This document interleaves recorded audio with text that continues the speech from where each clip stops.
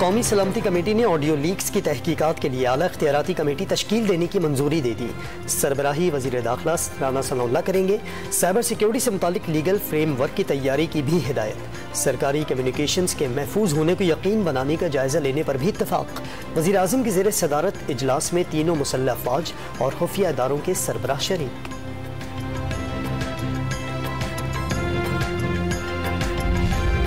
Cipher के मामले पर सिर्फ खेलना है, अमरीका का नाम नहीं लेना। वज़ीर आज़म शहबाज शरीफ के बाद इमरान खान की मुबैना ऑडियो लीक। साबिक प्रिंसिपल सेक्रेटरी आज़म खान से गुफ्तगू सामने आने पर सियासी हलचल। साइफर में डी मार्च का जिक्र है, सिफारती ज़बान में से इनडायरेक्ट थ्रेट कहते हैं। इजलास बुलाकर शाह महमूद कुरैशी से साइफर पढ़ने का कहते हैं। मिनट्स बनाकर मामला ब्यूरोक्रेसी के रिकॉर्ड पर ले आते हैं। मुबैना ऑडियो लीक में आज़म खान का मशवरा।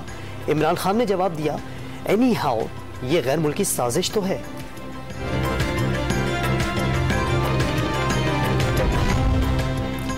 अच्छा है साइफर लीक सामने ले आए, अब इसे पब्लिक भी कर दें।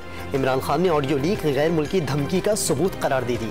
पाकिस्तान को किस तकब्बुर से देखा जाता है, असद मजीद से अमरीकी ओहदेदार की गुफ्तगू से अंदाजा लगाना मुश्किल नहीं। PTI चेयरमैन का इस्लामाबाद में सेमिनार से खिताब।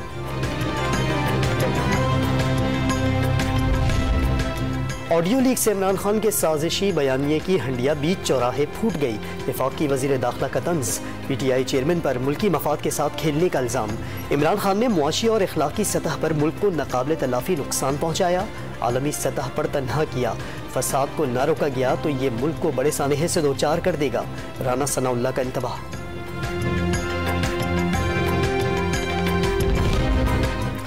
मुल्क लीक्स की अलगार में है, हर रोज़ नया बहम पैदा किया जा रहा है।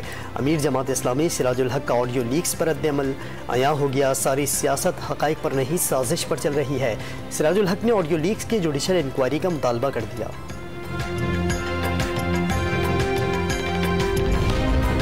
वज़ीर आज़म ने काबीना में मज़ीद तौसी कर दी। इरफान कादिर को मुआविन खुसूसी तैनात कर दिया गया। ओहदा वफाकी वज़ीर के बराबर होगा। वफाकी काबीना की तादाद 75 तक जा पहुंची।